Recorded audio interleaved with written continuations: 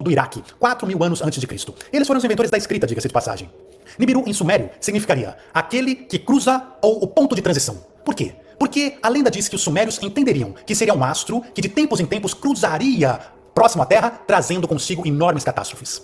Teria uma órbita longa, que alguns falam de 3.600 anos, outros falam de 12.000 anos, mas enfim, uma órbita que cruzaria muito próximo ao Sol e depois seguiria muito distante no Sistema Solar, até voltar novamente. A simples passagem de Nibiru causaria enormes estragos e talvez até mesmo a destruição do planeta Terra. Isso por dois motivos. Primeiro, porque haveria o risco dele se chocar com o planeta Terra. E o segundo motivo, porque mesmo que ele não se choque, ele passaria tão próximo dos planetas Terra, Mercúrio, Vênus, aqui dos planetas atuais, que ele poderia deslocar esses planetas de sua órbita. E se isso acontecesse, isso causaria enormes catástrofes na superfície do planeta, como terremotos, tsunamis enormes, erupções vulcânicas e daí vai.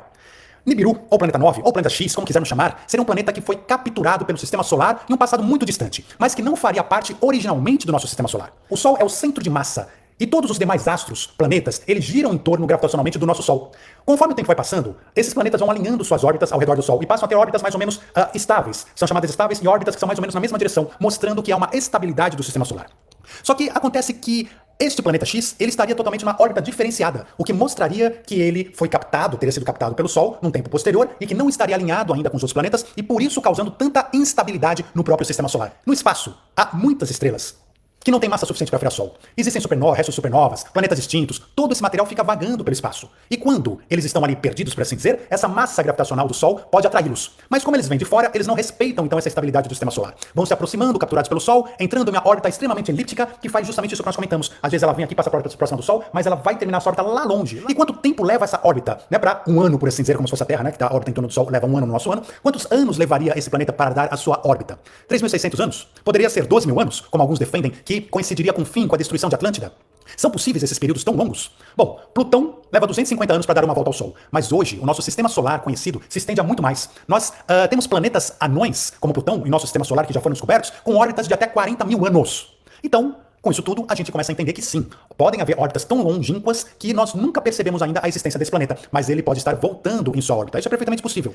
Cientistas da Califórnia foram os primeiros, em especial em 2016, a levantarem novos estudos demonstrando que existiria sim um planeta 9 no sistema solar. Eles fizeram isso por simulações de computador, e hoje as simulações de computador estão muito mais avançadas, muito mais modernas. E o que eles estão fazendo? Eles conseguiram mapear, com a tecnologia atual, muitos outros corpos transneptunianos, ou seja, que existem no sistema solar, não são exatamente planetas, são restos de asteroides e tudo mais, que existem além da órbita de Netuno. Mas são muitos. E quando eles analisam esses corpos todos e suas órbitas, eles percebem nas simulações do computador que as suas órbitas são totalmente incongruentes se não imaginarmos a existência de um planeta 9. Ou seja, um planeta bastante massivo que estaria vagando em uma órbita distante que nós ainda não conhecemos, mas que retornaria próximo ao Sol a qualquer instante. Os cientistas estão procurando por esse planeta que não é fácil de encontrar porque planetas diferentes de estrelas não têm luz própria. Não nos esqueçamos disso, além do que ele estaria nessa órbita desconhecida a uma distância muito grande.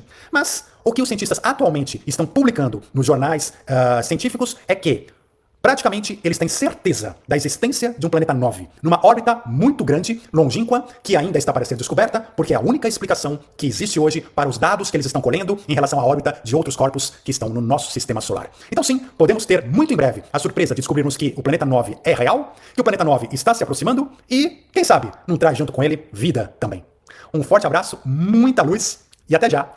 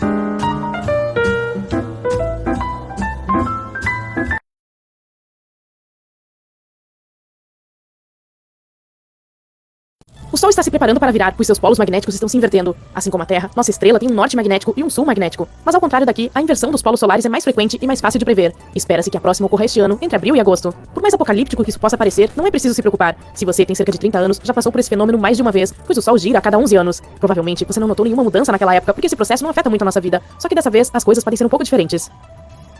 Na Terra, as correntes oceânicas são movimentos que desempenham um papel crucial na influência do clima e do tempo, distribuindo o calor do Equador para os polos. No Sol, essas correntes são mais parecidas com um oceano de plasma. Porém, elas não apenas transportam calor, mas também energia eletromagnética. Isso acontece porque o Sol é uma enorme bola de gases quentes e ionizados que continuam fluindo dentro de seu núcleo. Ao fundir átomos de hidrogênio e formar hélio, nossa estrela libera uma quantidade enorme de energia, levando a essas correntes elétricas de fluxo intenso. E sempre que há correntes, há campos magnéticos. É mais fácil de entender se você pensar naquele experimento clássico com um fio e um prego que provavelmente realizou na escola primária. Quando a eletricidade flui por um fio, ela cria um campo magnético ao redor dele. Portanto, quando você conecta um fio a uma bateria e o envolve em um prego, este se torna um ímã. Isso é semelhante à forma como as correntes elétricas criam campos magnéticos no Sol.